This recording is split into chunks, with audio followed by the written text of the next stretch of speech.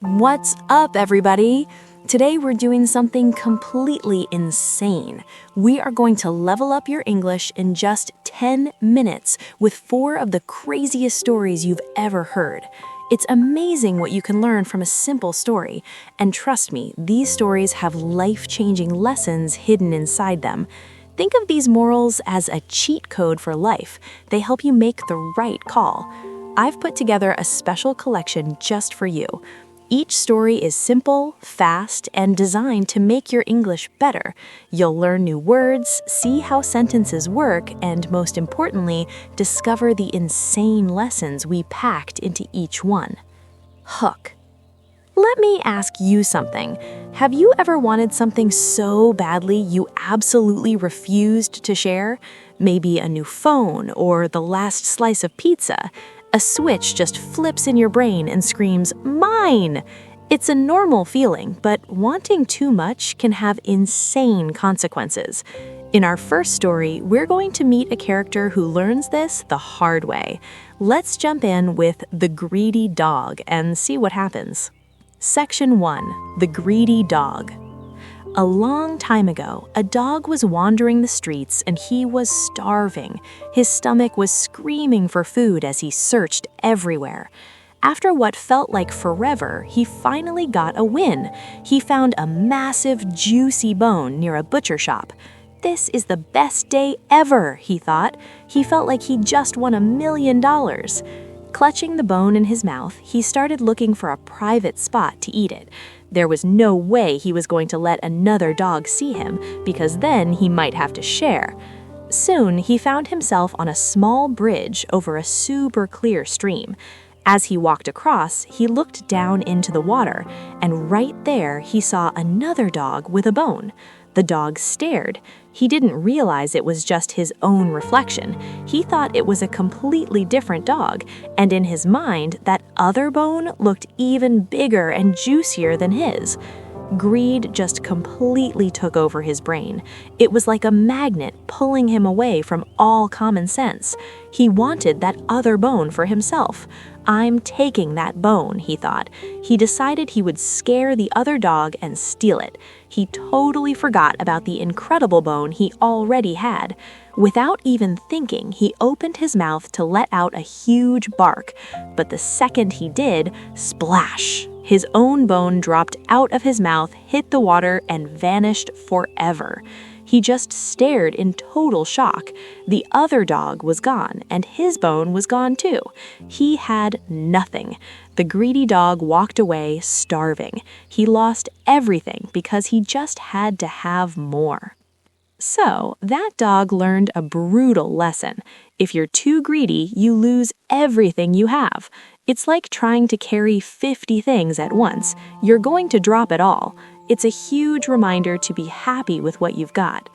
Okay, on to the next story. Have you ever just wanted to play all day, even when you had a ton of work to do? It's so much more fun to just chill in the sun. But what happens when that fun runs out? Let's find out in the legendary story of the ant and the grasshopper. In this corner of the meadow, we have a super busy ant, and in the other corner, a super chill grasshopper. All summer long, the ant was grinding. She was like a student studying for a final exam, putting in the work every single day. She would march out, grab a huge piece of wheat, and haul it all the way back to her home. She was building a massive stockpile of food for the winter. The grasshopper, though, spent his days doing absolutely nothing but partying. He would dance and sing from sunrise to sunset. When he saw the ant working like crazy, he thought she was insane. "Dude, why are you working so hard?" he'd yell. "Come hang out and enjoy this awesome day with me." The ant would just shake her head and keep grinding. "I'm storing food for winter," she said. "It's going to get cold and there will be zero food. You should be doing this too." But the grasshopper just laughed. "Winter is forever away. There's tons of food right now," he said. He was like a student who sees the exam is in 3 months and thinks he has all the time in the world. He just couldn't bring himself to work on a perfect day. Well, summer disappeared and winter hit hard. Snow buried everything and the entire meadow froze. The grasshopper, who didn't save a single crumb, was now freezing and starving. He was shivering in the snow with nothing to eat and no place to live. He was way too weak to sing or dance anymore. Remembering the hard-working ant, he dragged himself to her house and knocked. When the ant opened the door, she saw the pathetic, shivering grasshopper. "Please," he begged, "can you spare just a little food? I have nothing." Seeing him in that state, the ant actually felt bad for him. She remembered telling him this would happen. She gave him some of her food, and the grasshopper was unbelievably grateful. He finally understood how critical it is to work hard and plan ahead. He promised himself he would never be that lazy again. Transition 2.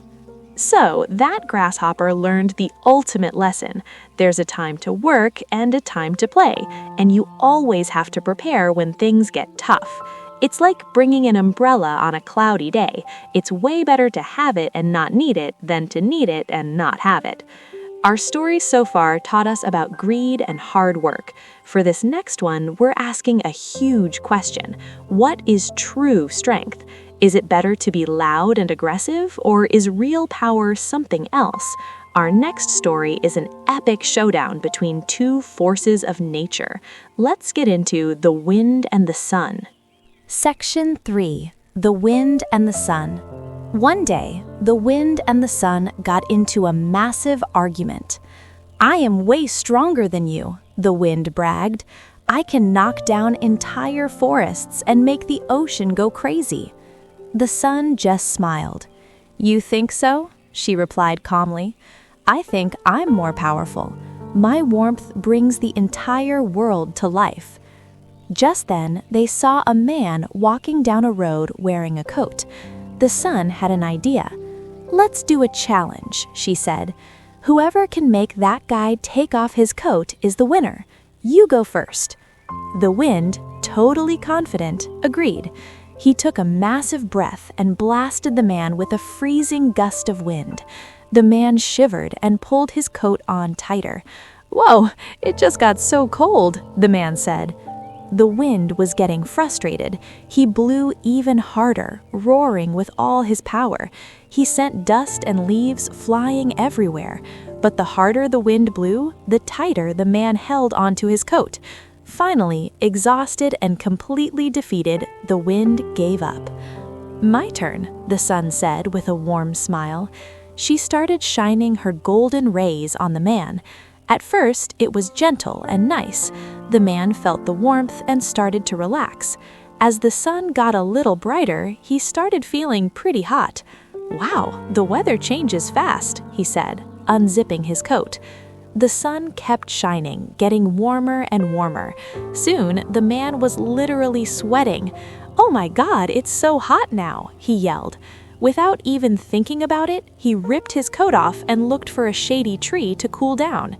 The sun was beaming. She won the challenge without any noise or angry force. She looked at the wind and said, "See, gentleness and kindness can do what brute force never can." Transition 3. The moral of that story is that kindness is literally a superpower. Think about trying to open a stuck jar. You can smash it on the counter and try to force it open, but that almost never works. But if you just run it under some warm water, it opens easily. Gentleness can solve problems that force can't. We have one last story for you today, and I saved the most important lesson of all for the end: telling the truth. Think of trust like a phone screen. Once it shatters, you can never make it perfect again. Let's see what happens in The Boy Who Cried Wolf. Section 4. The Boy Who Cried Wolf. There was once a shepherd boy with the most boring job in the world. Every day he just watched sheep eat grass on a hill. To make his life more exciting, he decided to play a prank on the villagers. He took a huge breath and screamed as loud as he could, "Wolf! Wolf! A wolf is attacking the sheep!" The villagers heard him and immediately dropped what they were doing. They grabbed anything they could find and sprinted up the hill to save him. But when they got there, there was no wolf. It was just the boy, laughing his head off because they fell for his prank. The villagers were not happy. "Don't scream wolf when there's no wolf," they yelled at him, and they stomped back down the hill. A few days later, the boy was bored again and pulled the exact same prank. "Wolf! Wolf!" he screamed even louder this time. And once again, the villagers ran up the hill to help him, only to find him laughing at them for a second time. Now they were furious and told him to never do it again. Then, later that day, the boy saw a real wolf. A huge gray wolf was sneaking up on his sheep. Absolutely terrified, the boy jumped up and screamed with everything he had. "Wolf! Wolf! Please come quick! There's a real wolf this time!" He screamed and begged for help, but down in the village, nobody moved. His cries were like a sound no one could hear anymore because they chose to ignore him. "He's just trying to prank us again," they all said, and went back to work. The wolf chased all the sheep away, and the boy could do nothing but watch, completely helpless. As the sun went down, the villagers realized the boy never came back. They went up the hill and found him crying. "There really was a wolf," he cried. "The flock is gone. Why didn't you come?" An old man walked over and put an arm on his shoulder. Nobody believes a liar, even when he's telling the truth. Conclusion. And that shows you how critical it is to be honest, because trust, once you break it, is almost impossible to get back. Our 4 stories today taught us some insane lessons. From the greedy dog, we learned not to be greedy. From the ant and the grasshopper, we learned to work hard and prepare. From the wind and the sun, we saw that kindness is its own kind of power. And from the boy who cried wolf, we learned that you must always tell the truth.